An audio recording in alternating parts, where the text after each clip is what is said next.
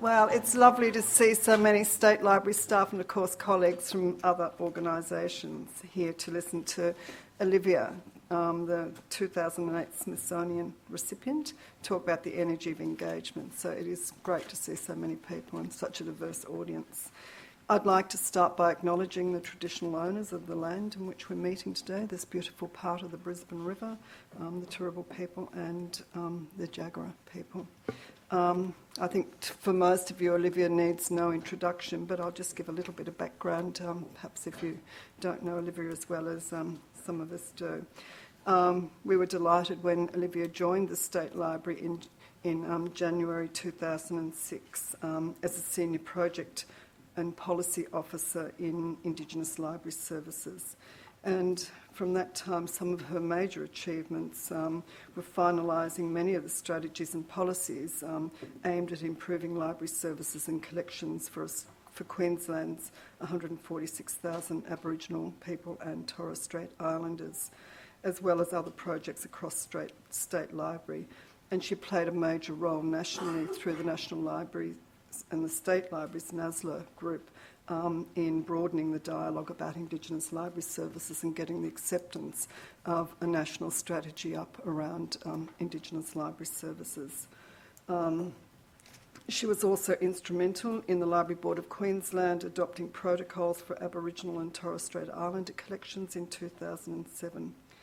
So it was really no surprise last October when Olivia returned from the United States after completing her Queensland Smithsonian Fellowship that she would move into a new role as a Senior Research Officer in the Heritage Collections and help inject some new thinking in the State Library about the Indigenous collections and how to increase access to them and how to grow those collections. When the opportunity arose for Olivia to undertake a Queensland Smithsonian Fellowship, I thought that it would be a great way for the State Library to strengthen its alliance with the Smithsonian Institute and the National Museum of the American Indian.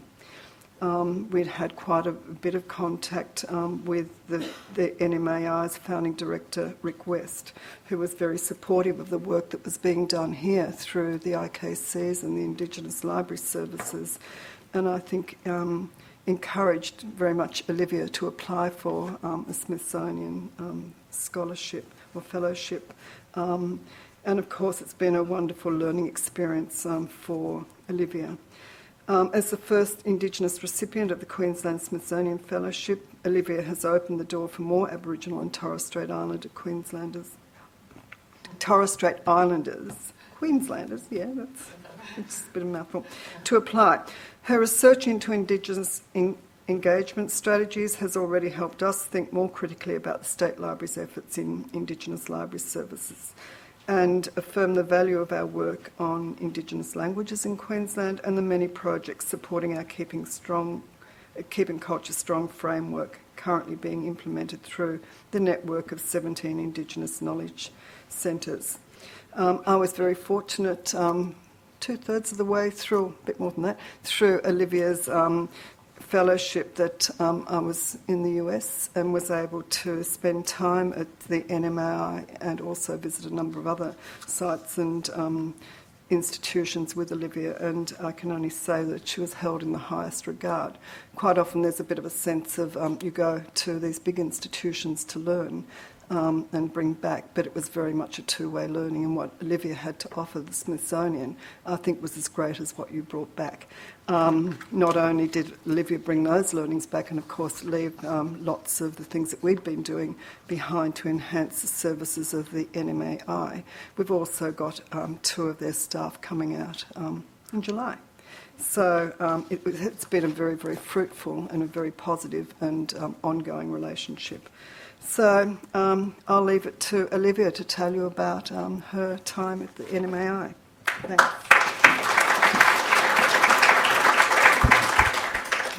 Thank you, Leah. Good morning, everyone. It's wonderful to see so many people here this morning and so many familiar faces. Thank you for taking the time to be here this morning and to learn more about the energy of engagement, which is an exploration into strategies to engage with Indigenous people. and derives new knowledge from my Queensland Smithsonian Fellowship experience in 2008. As a Bidjara person whose traditional country is in southwest Queensland, I want to take the opportunity to acknowledge the traditional owners of this area, the Turrbal people and the Jagera people.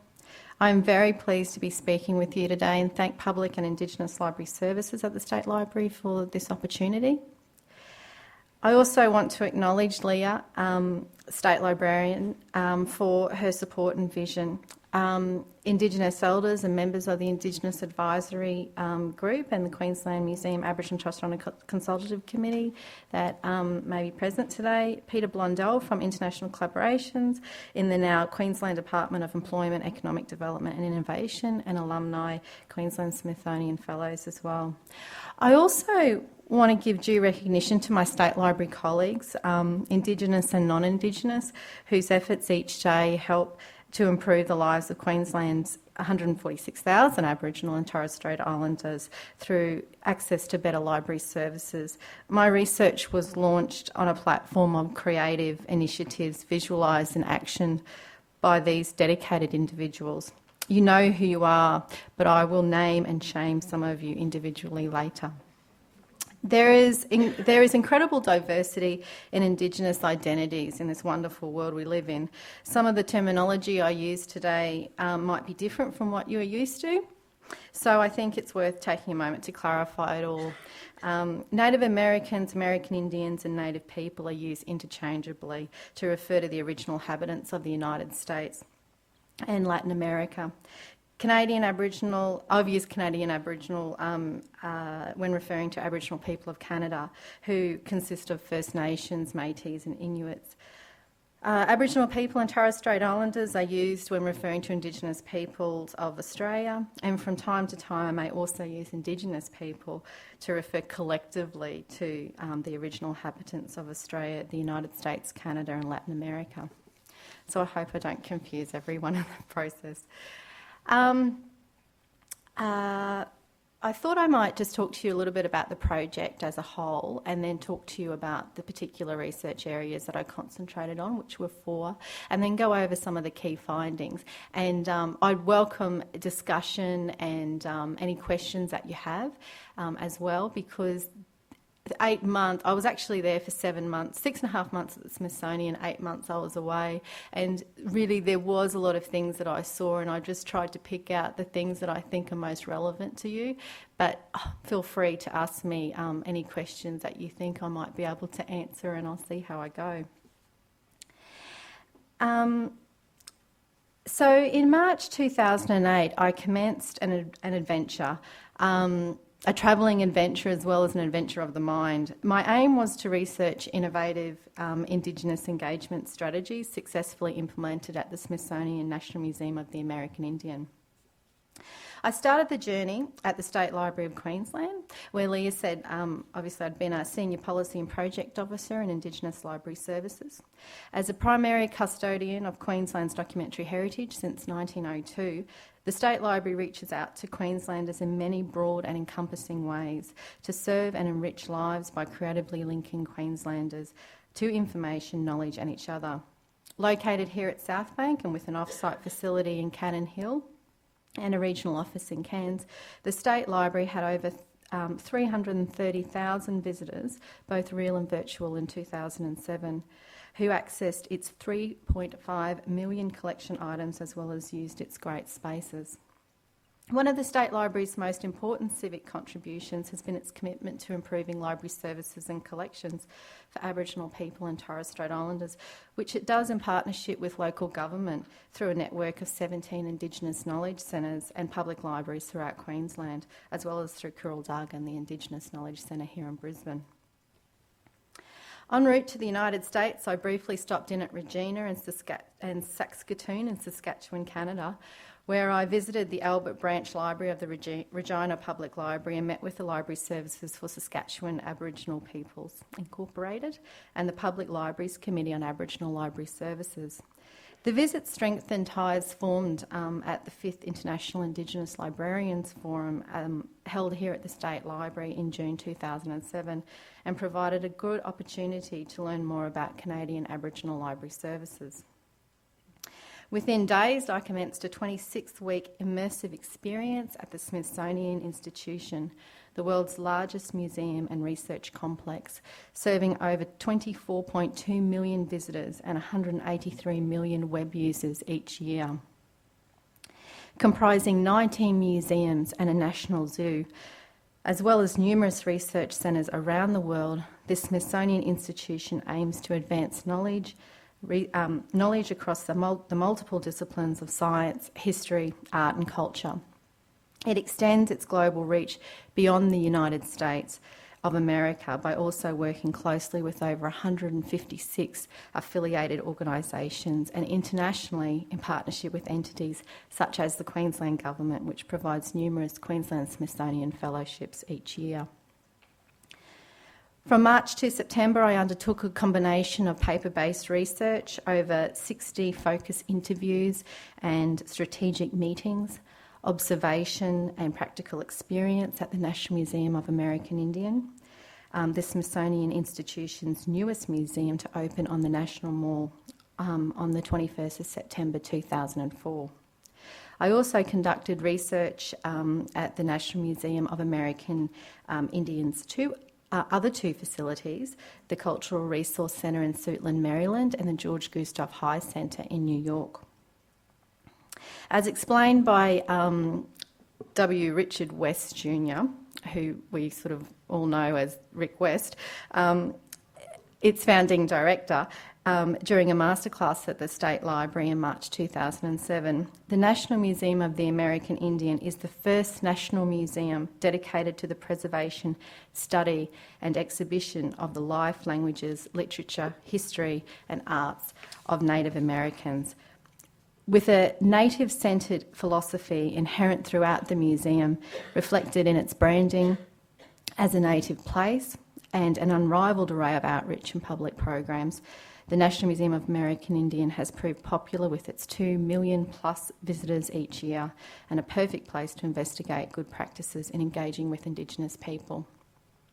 In fact, one of the attractions of, I think, the National Museum of American Indian, and what actually, I suppose in a way, qualified me in a sense to apply for the Queensland Smithsonian Fellowship,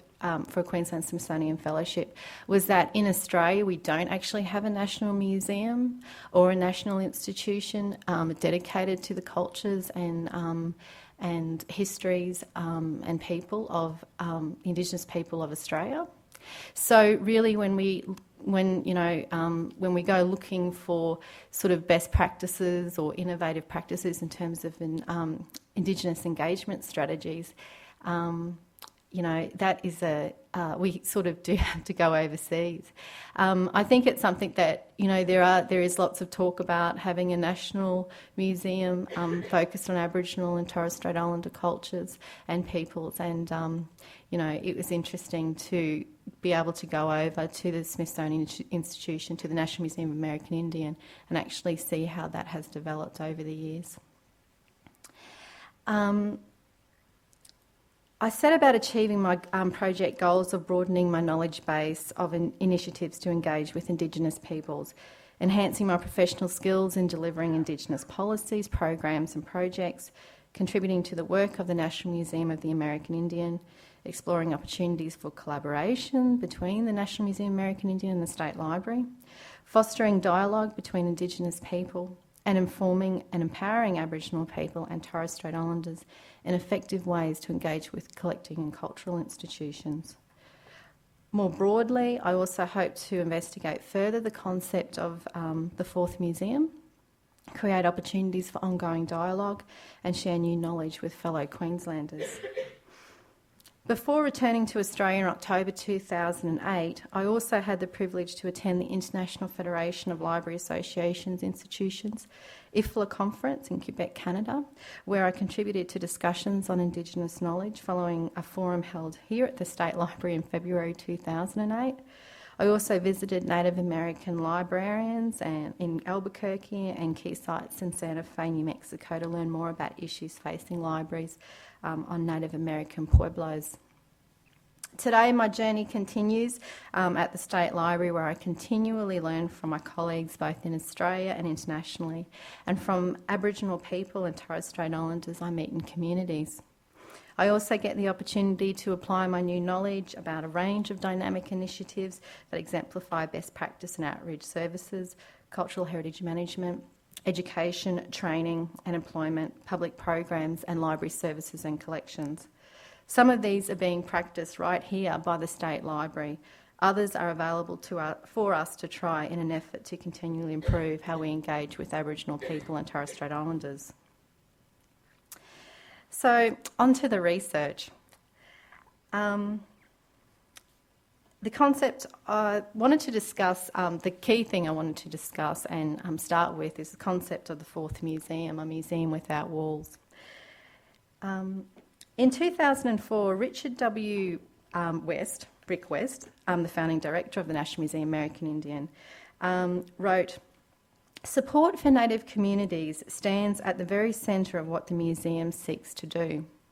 This ethic is reflected in our exhibitions, publications, internships and visiting artists and scholar programs, in our use of media, including the internet and native radio, by far the most accessible and far-reaching communications technologies on the reservations, and in our commitment to the repatriation of culturally sensitive collections.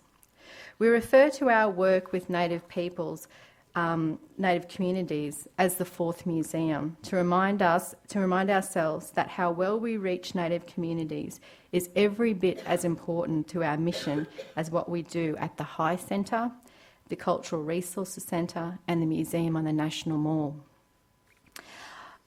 I first heard Rick West speak about the concept of the fourth museum at a masterclass he gave here at the State Library of Queensland in March 2007, and it was a moment of clarity and recognition for me. For many years, I, like many of my Indigenous and non-Indigenous colleagues working with Australian Aboriginal and Torres Strait Islander cultural heritage, had adopted a philosophy of engagement that was based on community consultation, facilitating the voices of Indigenous people in major cultural and collecting institutions, where they could share their perspectives and experiences, particularly in the management of their cultural heritage, and where possible, reaching out to Indigenous people to support their interests and needs in building sustainable communities. Well, over the years, there had been some examples of good practice by museums, galleries and libraries. Much of these efforts to engage with Aboriginal people and Torres Strait Islanders occurred ad hoc or on their perimeter of an exhibition process, confined to the curatorial domain, often at the whim of project budgets, and even sometimes as an afterthought. As Mr West spoke so passionately and eloquently about the National Museum of American Indian and the concept of the fourth museum, I realised for the first time that our efforts were indeed part of a global activism by Indigenous people. Like so many Aboriginal people and Torres Strait Islanders, Native Americans had been asserting their cultural ownership and expertise over their heritage held in collecting and cultural institutions. But unlike many museums, galleries and libraries in Australia, the National Museum of American Indian had responded to their assertions with dynamic programs that support Indigenous cultural maintenance and reclamation in communities, and which have become embedded in the organisation's ethos. Mr West, as the founding director of the National Museum of American Indian and a representative of the Smithsonian Institution, the world's largest museum and research complex, confirmed for me the legitimacy of my vision. It became clear that my philosophy for engaging with Indigenous people, considerably influenced by my own Aboriginal Bidjara heritage and ideologically similar to many of my professional peers and colleagues, was in fact correct. The concept of the fourth museum was formulated in the early 1990s in one of hundreds of planned conversations with Native people and others throughout the Western Hemisphere who gathered to plan the National Museum of the American Indian and decide how it should represent the stories and customs of their communities. It was created with the primary function to develop and maintain programs for Native communities across the Americas. with more than 95% of Native people living west of Washington DC, and an even greater proportion when including Canadian Aboriginal people and Indigenous peoples of Mexico, Central and South America, it was evident that only a small number of these people would ever be able to visit one of the National Museum of American Indians' 3 sites on the East Coast. Through outreach, the museum could remain relevant to Native people, particularly through the use of technology to increase access to collections, support language and cultural maintenance, reclamation and expression, and oral history recording. The concept of the 4th Museum evolved to encapsulate the outreach programs of the National Museum of the American Indian, which are extensive across Native communities throughout the Western Hemisphere. I will explore some of these further over the next hour, but to give you a better idea of their scope, I will explore some of them to give you a better idea of the scope of them. But I must say that since returning to Australia, I have become aware that as the National Museum of American Indian moves into its day 2, as in post-opening, and I must say it took 17 years to develop this museum, the National Museum of American Indian, and so it opened in 2004, and they're in this stage of what they've termed day 2, and I think they're finding that fulfilling the agenda of and the philosophy behind and meeting the philosophy behind the concept of the 4th Museum is at the moment challenging for them, and I'm watching it with a lot of concern because I think it's something we really need to keep it all going, and I think that's where the other institutions throughout the world that work with Indigenous people really need to sort of get behind it and to keep the momentum going. So that's really important to do that.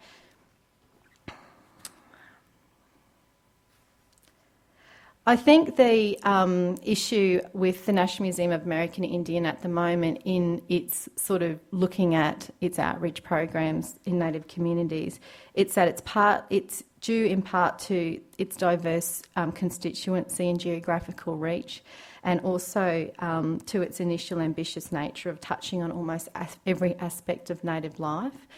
The National Museum of American Indian has a very broad agenda. If you can imagine working with Indigenous communities right from Canada, from the top of Canada right through to South America, it is extremely challenging.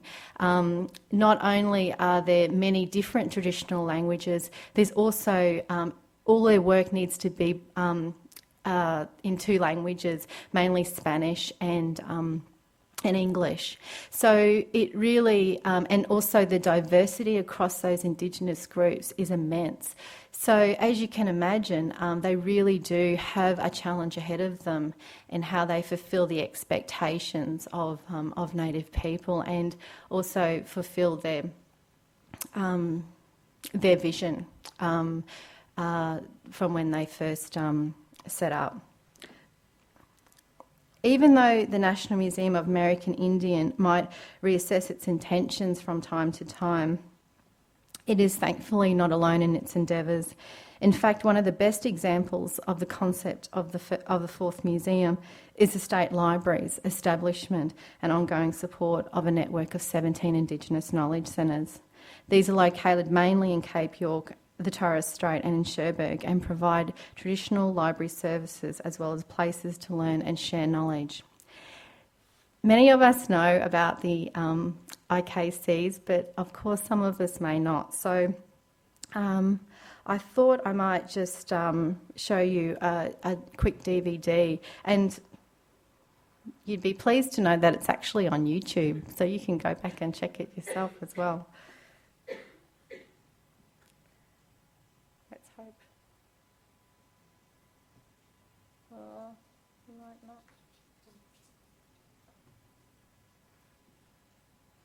Bear with me for a minute.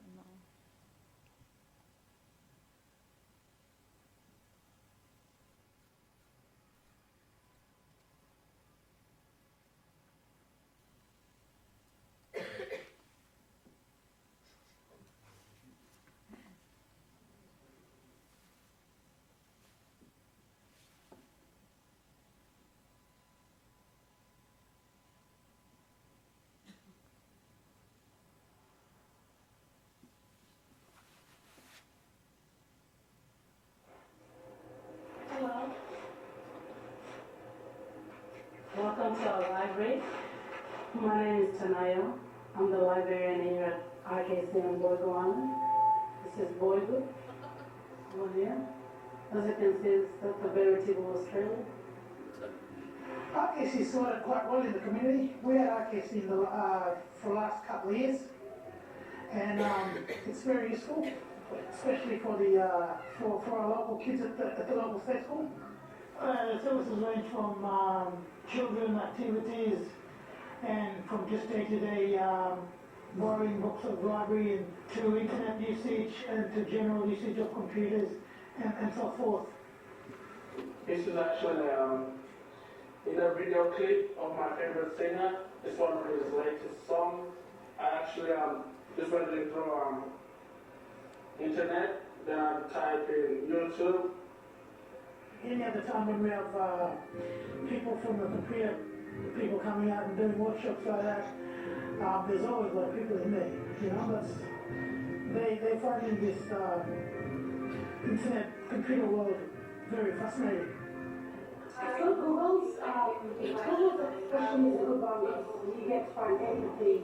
And especially when it comes to sickness that I'm really saying, for example, malarias and stuff like that. I can automatically get fact sheet from the computer. Give it to issues in the community, carrying out in the community. And down below in Cairns, I have my full office hall. Hello, come in. My name is Natasha and I'm the Field Officer for Cairns Indigenous Library Services. My job is to look after the 8 Torres Strait communities where we have Indigenous knowledge centres. My name's Troy Davis and I'm the Administration Officer for the Indigenous Library Service in Cairns. And I look after the Cape communities and the Sherbet community. Sherbet exists outside of Brisbane, about 4 hours drive northwest of Brisbane. I've also got Wujul, there's Hopevale, Pomperel, Arakun, Lockhart River, Newmapun, Indigenous and Saisia at the very tip of Cape York. Those are my communities. We help them with anything to IT issues, to putting together activities, themes for them to do. I have different activities for kids every week from 3 to 4. Okay, and Monday I have colouring and puzzles. Tuesday I have quiet reading for the kids. Wednesday I have games, all sorts of games. Depends what games they're interested in. Thursday I have storytelling. I'm going to visit the lion at the library. Yeah, that's what I do every week. It's fun. I love it. Hopevale was officially opened on the 21st of July and that was a very big milestone for Hopevale. Everyone in the community wanted to be involved. Hopevale definitely leads the way in terms of having the support from a philanthropic partner. We at .com were involved in this project for the last 3 years.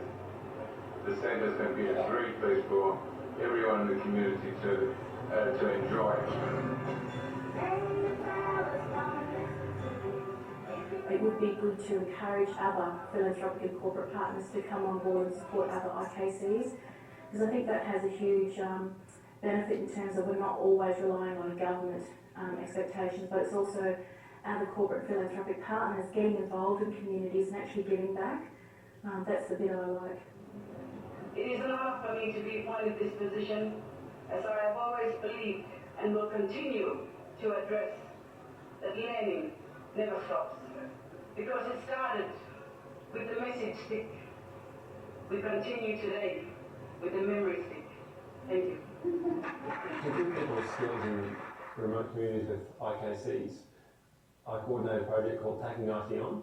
This basic IT training project introduces people to the internet, online banking, email accounts, as well as using the local computers in the IKC creatively, using digital cameras to create resumes or greeting cards or calendars they could hang in the house. They were really popular.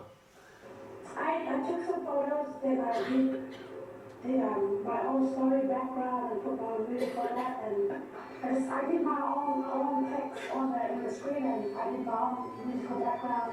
And, My role has evolved to coordinate a project called Keeping Culture Strong, which helps communities to preserve and share their cultural heritage. We coordinate various projects such as the Away with Words project, the Literacy Through the Arts project. They travel to the remote communities and utilise the IKCs to run their programs, which encourages the community to come into the IKCs. It's really interesting for the kids, but I'm really excited about it, yeah. We're very lucky to have the special visitors from State Library of Queensland. Dot and I are here, and we're here to help you write some books. Are you excited? All right. So we're going to learn to use digital cameras and all sorts of different things to help you make those books. Students from the local schools work through the local IKC during a week's project where the children gather information from their environment.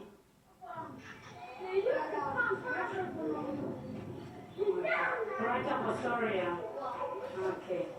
Combining art and technology with literacy makes the process of learning and writing and thinking creatively really fun, and the kids really get involved and totally engage with that process. So the net really gets fantastic outcomes from the students.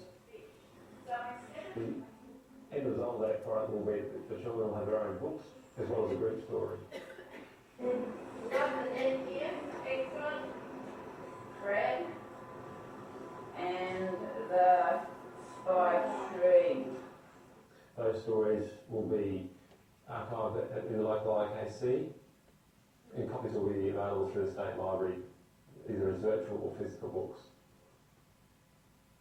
With ongoing support to IKCs, we really want to see the communities embracing these public spaces as areas for lifelong learning within the community. all sort of ages, from old to young, to primary schools, and high schools. Yeah, it's really good now that we've got this library on.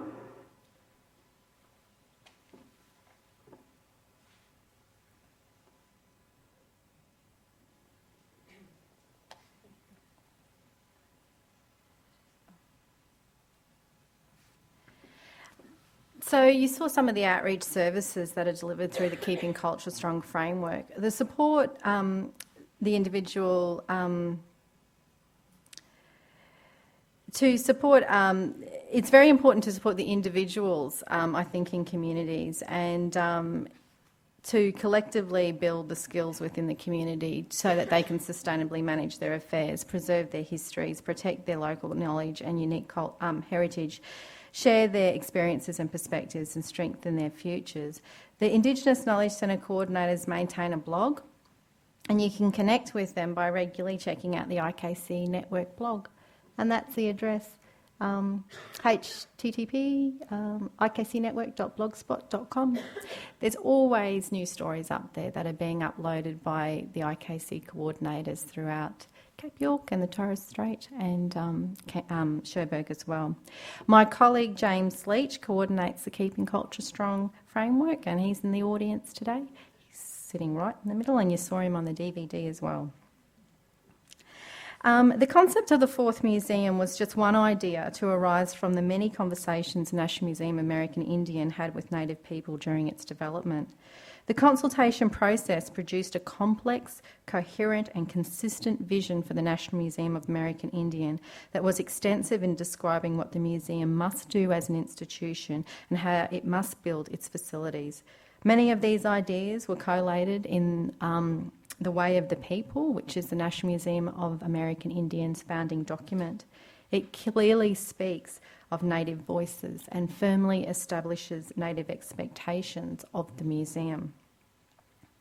These included the design of the museum on the National Mall and how it was to be profoundly Indian, reflecting native values, design traditions, symbolism and spatial qualities, how the grounds and landscape were to reflect this with over 33,000 native plants and crops to reflect the importance of land and nature to native people, and how the National Museum of American Indian was to be a native place in its entirety. In a way, it was to have native sensibilities. The Way of the People also documented ideas of how to incorporate Indigenous knowledge in all aspects of the National Museum of American Indian, from Indigenous curation, design and development of exhibitions to the importance of supporting the continuation of Indigenous knowledge and in particular traditional languages. Just like the State Library and its Queensland Indigenous Languages project, the National Museum of American Indian recognises that the survival of traditional languages is one of the most critical issues facing Indigenous people throughout the world. The State Library has been working closely with many communities, community language workers and speakers. I wanted to share with you Ernie Grant's DVD and his thoughts on the importance of his language, but given the time, I think I might just sort of skip over it, but we can come back to it if we have time later. The State Library of Queensland started its campaign to support Aboriginal and Torres Strait Islander languages in 2006 in response to a National Indigenous Languages Survey report published a year earlier, which assessed Queensland Indigenous languages as being some of the most critically endangered in Australia. With funding from the federal government under the Maintenance of Indigenous Languages and Records program, the State Library commenced extensive consultation with language centres and language workers across Queensland to identify their greatest needs and how the State Library could support their efforts in reviving and documenting their languages. Based on an overwhelmingly positive response from communities, the State Library formalised its commitment by adopting the Queensland Indigenous Languages Strategy in 2007 and has used this as a basis for its outreach work and the development of longer-term strategies in this area. Coordinated by my colleague Faith Baisden, the Queensland Indigenous Languages Project aims to support the work of all community-based Indigenous language programs throughout Queensland, to encourage the participation of all communities in language preservation, and to generate awareness of the endangerment of languages to a broad state and national audience. Among many outcomes since the State Library commenced its work, representatives of over 50 Indigenous languages have received training in recording and documenting their languages, and this network is expected to rapidly expand over the next 3 years to include 145 languages in the state. There has also been a dramatic increase in the number of people now taking an active interest in language preservation, increased networking amongst language workers that has helped to decrease the feeling of isolation, and the transfer of skills that enhance community capacity and sustainability in languages. Continuing the dialogue has also been important to the National Museum of American Indian. Renewing Connections commenced in mid-2008 with the aim of reconnecting with museum's core constituency, evaluating current programs and developing new directions for collaboration, fundraising and future programming, all from the perspective of the National Museum of American Indians native constituency. It had been almost 15 years since the National Museum of American Indian had gone out in an active way to engage with its native constituencies to find out how they were achieving against their expectations. And they went out as part of this project called Renewing Connections with two main questions. What makes the National Museum of American Indian relevant to Indian country, and what makes native people feel that the museum is their museum? The National Museum of American Indian started a series of consultations with native educators, artists, tribal leaders and community groups last year. Consultations varied in process from addressing large audiences to one-on-one conversations to meet cultural and social protocols. However, most consultations required the interviewee to complete a survey which was amended to suit the interview situation and collated with other responses for analysis. Through the consultations, the National Museum of American Indian hopes to better understand the needs of its native communities, to evaluate the effectiveness and impact of their current programs and services, and how they can meet the needs of native people. Renewing Connections was also initiated to develop strategies for fundraising in Indian country and in the process improve the museum's relevance. It's something that makes it quite different here in Australia. Over in the United States, the federally recognised tribes, some of them have casinos and they can generate quite a lot of money. And so in the development of the National Museum of American Indian, there was something like $25 million that was actually donated by by tribes, and that was mainly those tribes that had casinos. Obviously, that situation doesn't exist here in Australia in terms of having, with Indigenous people with a lot of money, and that comes back to land sort of tenure and land issues and economic development on communities. Renewing Connections included consultations with Native communities in the United States and Canada last year and this year, and further consultations are proposed next year in Latin America. The extensive project is estimated to cost almost $500,000, with a significant proportion being funded by an Australian philanthropist.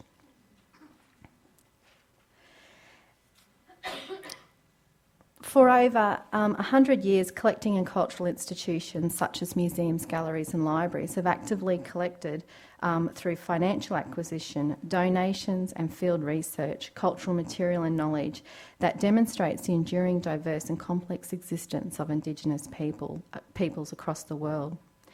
Indigenous collections were often developed as remnants of dying races of Indigenous people and motivated by the belief that traditional cultures and lifeways were becoming extinct.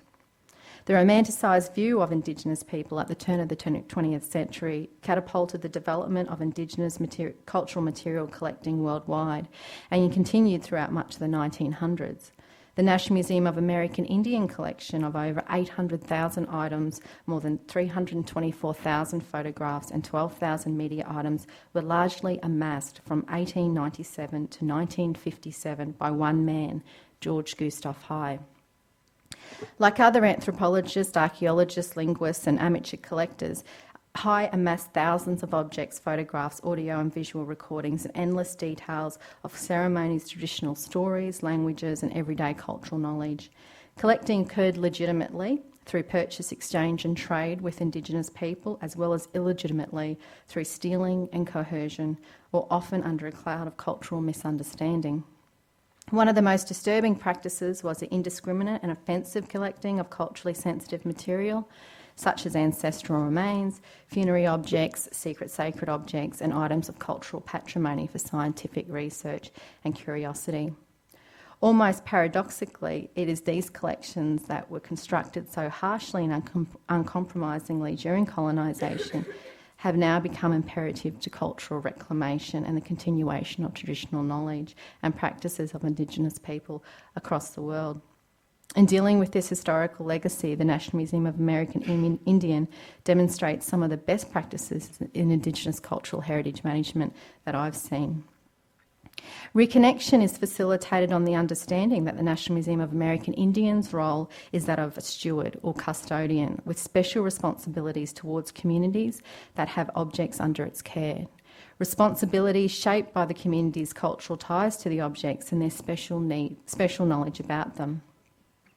I was privileged to participate in a virtual museum workshop with 8 students aged 15 to 17 years, 2 teachers and a community representative from St. Library Indian School in Montana. They were visiting the National Museum of American Indian over a week to create content for virtual exhibitions on the participants' culture and history as revealed by objects in the National Museum of American Indians collection and interpreted through Indigenous knowledge and formal research methods. Using QuickTime virtual reality and Zoomify for Flash, the students created interactive imagery and virtual exhibitions. Each student also researched and wrote about each object they photographed, but many just relied on what was told to them by their cultural bearers and drew on pre-existing knowledge based on their community and familiar links. As one 17-year-old student told me after, when I had an opportunity to actually sit down with 6 of the 8 students and interview them after their week of being with the National Museum of American Indian, she said to me, When I saw the shells on the dress I chose to photograph, I remember my grandma told me about where the shells came from. The books don't go back that far, and the history of my people. I remembered the story my grandma told me about how we came from the Hudson River, where there were many shells. Just goes to show it was really inspiring to see these kids aged 15 to 17 years old, very confident in their culture, very confident in the knowledge that they had that was passed down to them through generations. They were able to identify perhaps things that were wrong, that had been recorded wrong as well. And it was very, I think in some ways too, it really surprised them as well, that they were so confident and they knew so much. And my job was to help them access some resources, like to do research. And they did it here and there, but really it was sort of all coming from up here, knowledge that they had grown up with and was passed down to them. How are we going for time? I actually think I might, there's a few more things to talk about, but, we'll just keep going. The National Museum of American Indian also has adopted many different collection development and management strategies in order to meet these responsibilities, some of which relate to access, traditional care and protocols, repatriation and maintaining a cultural environment conducive to native beliefs. Seasonal blessings are conducted at the National Museum of American Indian at least twice a year. Staff, collections and spaces are blessed at all three National Museum of American Indian locations: on the National Mall in Washington DC, at the Cultural Resource Centre in Suitland, Maryland, and at the George Gustav High Centre in New York City. Native American elders from tribal groups across the Western Hemisphere are invited to undertake the blessing ceremonies in their traditional ways. And these gentlemen were from the Shuar people in Ecuador, I think it is. And they came and blessed us, and we and all the staff went out and we were blessed and through a traditional ceremony. And that happens, as I said, at least twice a year, which is really quite touching, and I think it makes everyone very aware of what it is, all the staff very aware of what it is they're doing there and how they, and their responsibilities as well.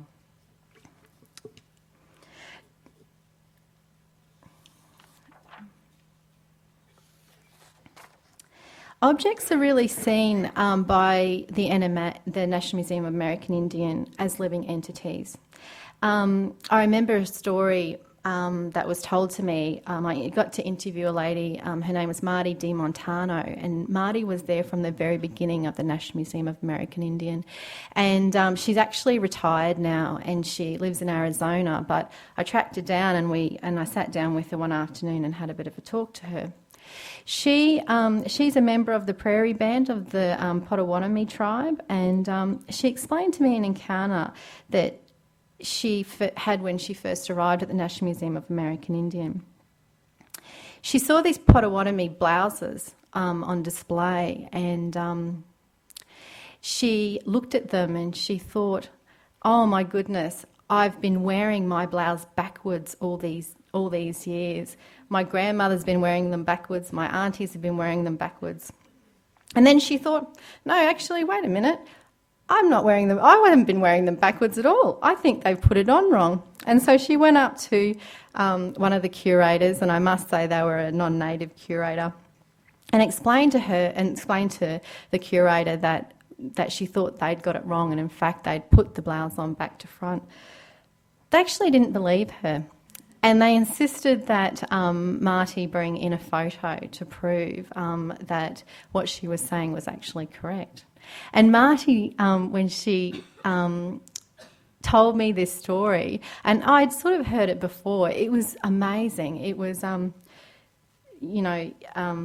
it just goes to show how, Indigenous knowledge can be valued in some ways, but then other ways it can be dismissed.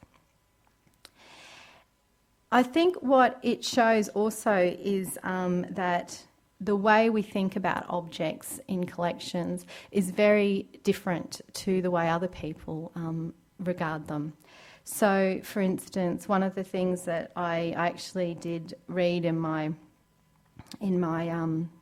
as part of my research was a story that Rick West relayed about how there was he had been told by this woman that she was teaching some kids how to basket weave, and after 3 weeks they were getting very frustrated with her because all she was doing was singing songs. And they said, but we don't want to sing songs, we want to make baskets. And after 3 weeks, she got quite frustrated with them, and she said to the students, look, you don't understand. We're not actually singing songs. We're not just singing songs, we are actually making a basket. A basket is a song made visible. And it's actually, it's actually quite interesting because I actually had the same experience just recently, and I don't think I'm sort of out of line in saying this, but I'll share this with you. Tarina Hopkins and I were on Mobiag a couple of weeks ago, and we were talking to one of the cultural sort of chief up there, and we were talking about some stories that are in this book that we are hoping to reprint, and we had heard that the stories were not complete. So Tarina actually asked the chief, we've heard the stories aren't complete, is that correct? And he said, well, of course they're not complete. It takes 4 hours to tell a story because we say it with singing and dancing. And and of course, when you think about it, that's exactly right. It's not just, a couple of pages in a book. When people tell a story in a cultural way, it's really about song, it's about dance, it's about movement, it's about relationships as well. So it's just interesting and how we can, really should extend our thinking about what it is, how we look at objects, how we look at photographs, how we look at moving footage. And I think that's something that we all need to consider. Repatriation at the National Museum of American Indian is one of its highest priorities, as is the case for many collecting and cultural institutions throughout the world, which acknowledge the realities of how cultural material held in museums, galleries and libraries were acquired, and understand their responsibilities as custodians rather than owners of Indigenous cultural heritage. For most collecting and cultural institutions that are committed to being inclusive of Indigenous people, repatriation is a relevant and legitimate right. It is the ultimate response to a history of troubled and unequal relationships between institutions and Indigenous peoples across the world. The future and sometimes current challenge is negotiating what cultural material can be repatriated and how best to support Indigenous peoples and their desires to care for and maintain and reclaim their heritage. Another aspect of my research was Indigenous education, training and employment. The National Museum of American Indian has a range of education, training and employment opportunities for Native people, and there's 2 in particular that I wanted to raise. One is that since 1996, the Native Arts Program has offered many learning opportunities for Native artists. These include viewing cultural items in regional collections in intensive multi-week research excursions, working with Native youth in communities to create murals, and collaborating on symposia to support critical dialogue on Indigenous knowledge, art, history and language. Although the activities are to directly influence the knowledge and skills of individuals, the knowledge is also meant to be shared to a larger audience in presentations, gatherings, teachings and the creation of new art. The artists are selected based on their experience, potential and their diversity, from musicians and sculptors to multimedia artists, which attempts to challenge stereotypical views about Native artists and art. The National Museum of American Indian internship program is exceptional. Each year, the program provides over 80 students of museum studies and related fields to gain knowledge and practical experience in areas throughout the museum, from marketing to collections. The 10-week internships can be undertaken at the National Museum of American Indians facilities in Washington, D.C., Maryland and New York, and are awarded throughout an application-based process 4 times per year. The 20 summer interns for 2008 came from across the United States and Latin America. Travel, housing and stipends were provided on a limited basis. When speaking informally with many interns throughout the duration of the research project that I did, it became evident that an internship provides valuable learning experience. It enables a student to gain practical experience of working on museum projects, which builds on their theoretical knowledge and increases their understanding of work practices and opportunities in the cultural heritage sector. As an intern works either one-on-one with their supervisor or as part of a team, it also exposes them to a network of industry professionals, which is vital at the beginning of their career. Another element of the internship program which makes it so successful is its integration throughout the whole museum and the enthusiasm of staff to embrace the interns into the National Museum of American Indian workplace. Public programs and education programs can include exhibitions, talks, tours, presentations, demonstrations, workshops, seminars, symposia, plays, dance and music performances. It is through a variety of mediums that Aboriginal and Torres Strait Islander cultures can be experienced rather than just read about, and can be shared all year round, not just for the duration of an exhibition. It is how Aboriginal and Torres Strait Islander voices and Indigenous voices generally their experiences and perspectives can continue to be heard and recognised as living, dynamic and ever-changing. The State Library of Queensland's Kurral Dargan Indigenous Knowledge Centre is one great example of good practice in Australia. It explores different ways of understanding, creating, collecting and storing knowledge by and for Aboriginal people and Torres Strait Islanders of Queensland. Indigenous people are engaged throughout the year to deliver its fun learning programs, from talks to children's activities. Kurral Dargan demonstrates a level of authenticity and relevance that is unique and transcends cultural and generational boundaries. Through its public programs, Kurral Dargan supports an environment conducive to creative, preserving and sharing Indigenous knowledge and for lifelong learning about Aboriginal people and Torres Strait Islanders of Queensland. The National Museum of American Indian engages with Native people in a variety of ways in the development and delivery of public programs. The process adopted to develop the Our Universes exhibition at the National Museum of American Indian on the National Mall and activities of the Film and Video Centre based at George Gustav High Centre in New York are two of its most successful engagement strategies. The National Museum of American Indian commenced work on the Our Universes exhibition in 1998. 5 years before its completion and with a budget of $2.5 million US. The 60 square foot exhibition, and sorry I don't know the conversion, explored cultures throughout the whole of the Western Hemisphere and focused on traditional knowledge and how it shapes the world. The involvement of Native people was confirmed at the outset with their required endorsement of the exhibition development process and the exhibition narrative suggested by the curator. 8 tribal groups were selected from throughout the Western Hemisphere. Each group formed a smaller team of community curators who worked closely with the museum curator throughout the exhibition development process. Numerous field trips and visits to the National Museum of American Indian ensured the involvement of Native people continued in content review, design review, script review, conservation and treatment of artefacts for exhibition, virtual web projects, and the opening where blessings were conducted by tribal representatives before any visitors were permitted to enter the exhibition. Sometimes it provided for interesting exchanges of Indigenous and Western knowledge as well. A Yupik elder sent a seal gut coat to the National Museum of American Indian conservators for inclusion in the exhibition. But instead of being spread out and ready for treatment, the brittle coat arrived in a small scrunch bundle and sewn with grass. The conservators were perplexed until the elder explained that it needed to be sprayed with water to be flattened, just like it being softened with river water in their homeland.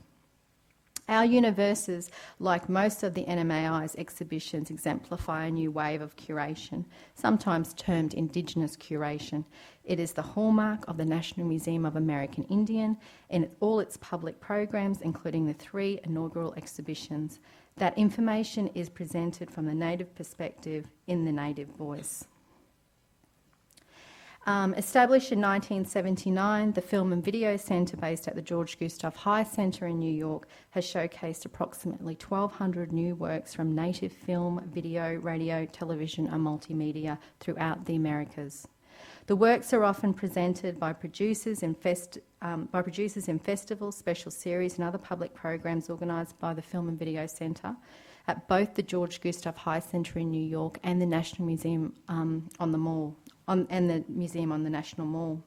The centre also runs a biennial Native American Film and Video Festival, which is held in New York, is free and focuses on feature films honouring Native directors, actors, writers, musicians and cultural activists.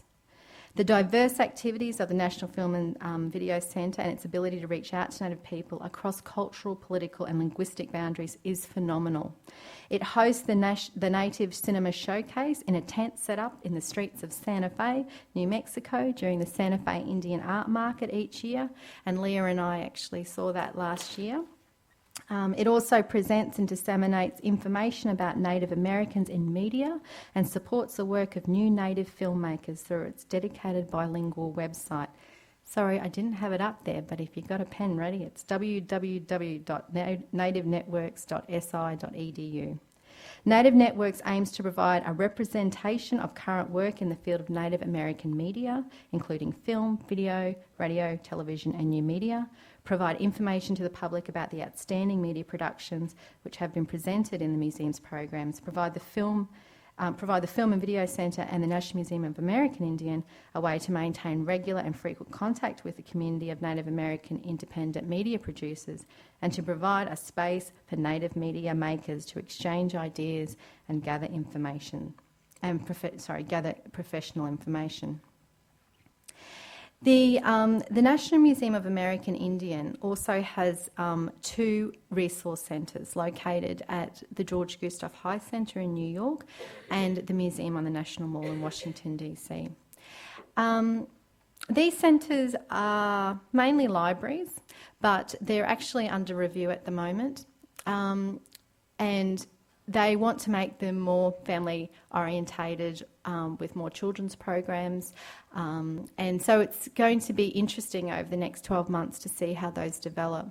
In fact, Leah mentioned that we will be getting two visitors coming from the National Museum of American Indian in July, and one of those, her job is actually to I suppose reconceptualise the resource centres in New York and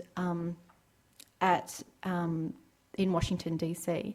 And so I think it's going to be very interesting, and like Leah said, I think it's going to be very much one of those sharing sort of knowledge and experience, because one thing that we have been able to do very well here at the State Library is really engage that young sector, that young generation, and I think that's going to be something that our visitors from the National Museum of American Indian will be very interested in exploring how we've been able to do that. Finally, Indigenous library services and collections. As you know, the State Library embarked on a bold strategy to address the lack of specialised library services in 2002 for Aboriginal people and Torres Strait Islanders in Queensland, and the priority remains high. 5 years on. The State Library has made considerable advancement with the establishment of the IKCs, including Kirill Dargan, and the development of its own policies and strategies on reconciliation, cultural protocols, language preservation and maintenance, public library services and employment and training in the library and information sector. Given the advances made by the State Library in recent years, it is in a position and indeed has a responsibility to contribute to national and international movements to improve library services and collections for Indigenous people. This component of the Queensland Smithsonian Research Project was as much about researching existing programs to learn from it as it was to identify areas where the State Library can share and contribute.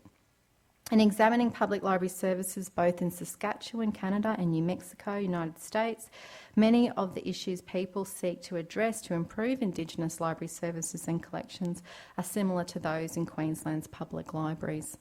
These include limited attraction of libraries to Indigenous people, both as welcoming and relevant spaces, the need for culturally responsive library services demonstrated by staff, the collection and in programs, the need for more Indigenous people working in libraries, research to identify the barriers to the use of libraries by Indigenous people, and an understanding of their user behaviours in accessing library and information services. The State Library is attempting to address these issues with training and coaching of public library workers as part of implementing Welcoming Places ideas for public library services for Aboriginal people and Torres Strait Islanders, which starts by giving practical ideas to libraries on how to improve access and services for Aboriginal people and Torres Strait Islanders in their local community. My State Library colleague Lynn Thompson is currently working on this initiative, and I see Chris Say, oh, there they are in the middle. Chris Say is there as well, who's working on it too. There are also many similarities with tribal libraries, such as the need for skills development for Indigenous people and employment, lack of sufficient funding to sustain and develop Indigenous libraries in remote areas, and lack of connectivity vital to allow Indigenous people to engage in a changing digital world. There is also a shared challenge to communicate the potential of libraries to Indigenous people, of oral traditions and learning systems. Many tribal libraries in New Mexico are attempting to address this challenge by offering cultural programs.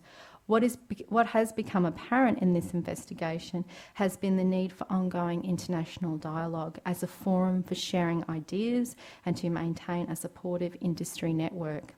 And this may be happening with the governing board of the International Federation of Library Associations and Institutions, IFLA, approving the Statement on Indigenous Traditional Knowledge. The IFLA conference is actually being held here in Brisbane next year, and it's expected, or it's hoped, that there actually will be an Indigenous knowledge forum that would happen, probably prior to the conference, which will provide an excellent opportunity to explore how libraries can help support the continued preservation and sharing of Indigenous knowledge. So, in terms of my findings, in my experience, when cultural and collecting institutions engage in meaningful ways with Indigenous people, the outcomes excel the expectations. Proactive engagement is two-way dialogue. It can result in long-term benefits to Indigenous people in the form of improved skills, new knowledge and more opportunities. Similarly, it can authenticate the information and experience offered to visitors by museums, libraries and galleries, and strengthen the relationship that cultural and collecting institutions have with their Indigenous constituents, which in turn helps to establish or reinforce their reputation as a trusted custodian of Indigenous cultural material. Meaningful engagement should be a long-term strategy of the institution as a whole and be implemented on a partnership platform, where recognition is given to the expertise of Indigenous people and where they represent their cultures and histories rather than just be the subject of them. I found a really interesting situation in the United States. Had the opportunity to go to the Mashantucket Pequot Museum, which is the largest and most expensive tribal museum ever constructed in the United States. It was built in 1998 at a cost of $192 million. The 308 square foot building is a formidable representation of the survival and success of the Mashantucket Pequot people who sort of occupy the area near in Connecticut, sort of in New York State. Connecticut, which is sort of north of New York. Located on the tribal reservation in Connecticut, as I said, northeast United States, it is also a disturbing example of how failing to engage meaningfully with communities can result in a cultural space that is not reflective of nor used by the very constituents it aims to represent. We had the opportunity to be up there for a training workshop with tribal museum workers from throughout the United States. And when we were up there, we had some very frank discussions with the people that worked at the Mashantucket Pequot Museum. And what they said was that in the development of their museum, at a cost of $192 million, because of some issues that were happening in the community, the chief at the time the head of the tribal council, didn't think it was necessary to consult the rest of his community, and relied heavily on information that was provided by non-native linguists and anthropologists and archaeologists. What ended up happening was 10 years down the track, the museum isn't frequented by the Mashantucket Pequot people. And the museum, the Tribal Council has since changed, the leadership of the Tribal Council. The museum now has a situation where it has to raise $14 million to redo its contemporary exhibition gallery so that it's more reflective of the Mashantucket Pequot people. I found this to be a fascinating case study because it's actually a native museum. It's a tribal museum, and for them it just goes to show how important it is to engage with people and to engage with the people who you're trying to represent. So they're still in the process of trying to raise the additional $14 million. For cultural and collecting institutions, the engaging factor must move beyond mere consultation. I contend that the true character of an institution's intention is evident in their outreach activities. The State Library and the National Museum of American Indian clearly invest considerable resources to service their Indigenous constituents, but outreach is not out of reach for most libraries, museums and galleries, and inclusive services is not exclusive to those who can afford it. Both the State Library and the National Museum of the American Indian are breaking new ground in their outreach services, helping to build sustainability in communities. In doing so, they are addressing some of the most pertinent cultural heritage issues, such as the acknowledgement, preservation and sharing of Indigenous knowledge, the reaffirmation of Indigenous cultural ownership of their cultural heritage, the provision of training and creation of employment opportunities, the development of public programs that embrace Indigenous experiences and perspectives in the Indigenous voice, and the delivery of Indigenous library services of the highest world standard. These strategies have impacts that are immediately identifiable. Father John Manus, 78 years old, at the Cuban Indigenous Knowledge Centre on Moa Island in the Torres Strait, Queensland, finding a digitised photo of his twin brother on the State Library's Picture Queensland website. Elders and young people in the small southwest Queensland town of Mitchell working together to record their languages and upload information on their language database. A 17-year-old female student from the St. Libre Indian School in Montana, overwhelmed and inspired at seeing Sitting Bull's drum because his fight was legendary in her community.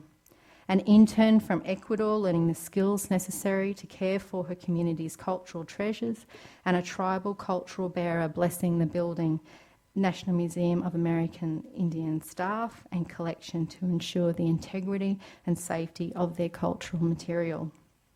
Other impacts are more difficult to measure, but are just as important in the longer term.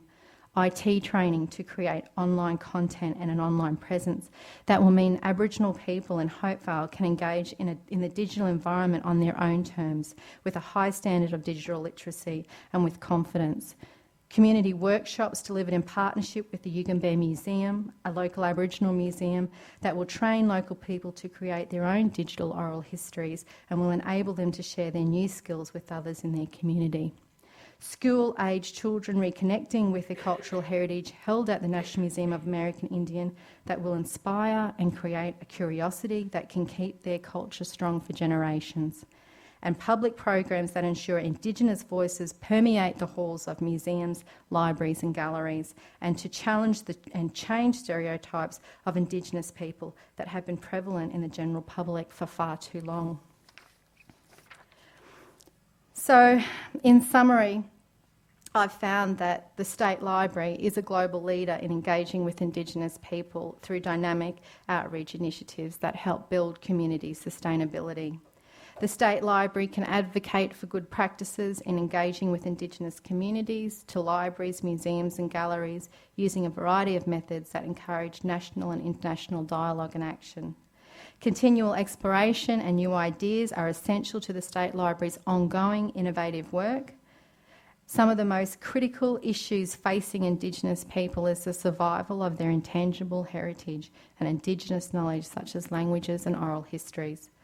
Libraries, museums and galleries can help by valuing Indigenous knowledge, giving a voice to Indigenous people and acknowledging cultural ownership of heritage material held in collections.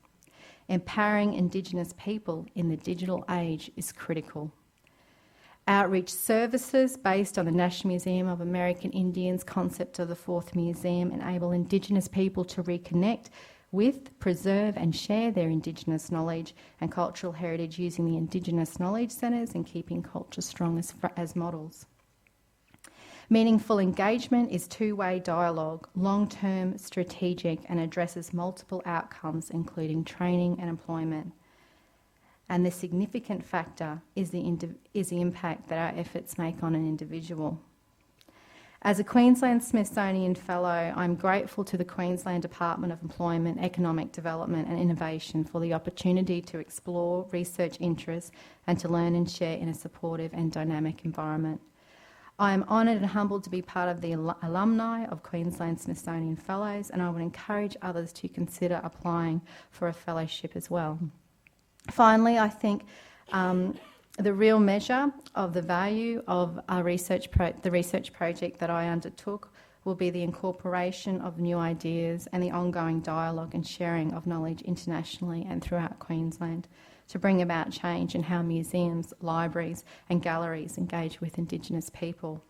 It is also, and perhaps more importantly, how these strategies encapsulated by the National Museum of American Indian and the concept of the Fourth Museum impact on the individual on the ground in Indian country in the United States and in Aboriginal and Torres Strait Islander communities here in Australia. Thank you.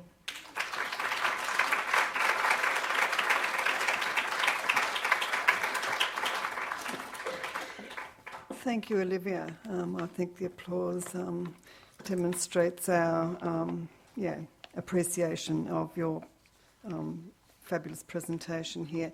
We've gone, I think we're meant to finish at 12:30 or 12.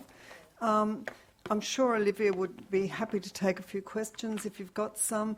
I see today as the beginning of an ongoing dialogue, so don't think if you don't get the chance to ask some questions there won't be more opportunities, and I think the interest of the people here today shows that we've got a lot of work to build on and to start further dialogues.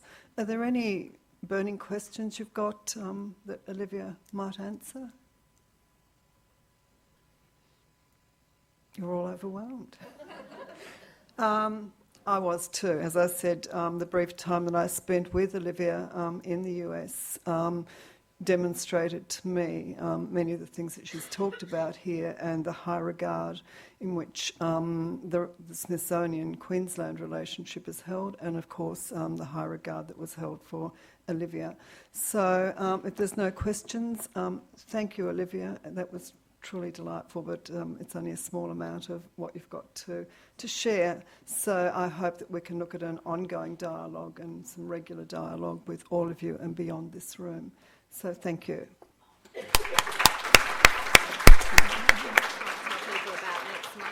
Yes, sure. There's a bit more. Yeah. Sorry, just one other thing. Just wanted to take the opportunity to tell people that on the 22nd of July, Amy Van Allen, who is the Outreach Manager for the National Museum of American Indian, will actually be presenting a talk about the outreach services for the National Museum of American Indian and perhaps give you a more up-to-date sort of knowledge about it than what I can provide. So Amy will be here on the 22nd of July, and that lecture is being run through public and Indigenous library services here at the State Library. So if you do want to be made aware of that and the times, etc., then perhaps you could talk to Russell Varney, who's up the back. And also, if anyone wants any information about the Queensland Smithsonian Fellowship, Peter Blondell is here, and he's got some brochures as well. So thanks again. Thanks very much. Thanks, Leah.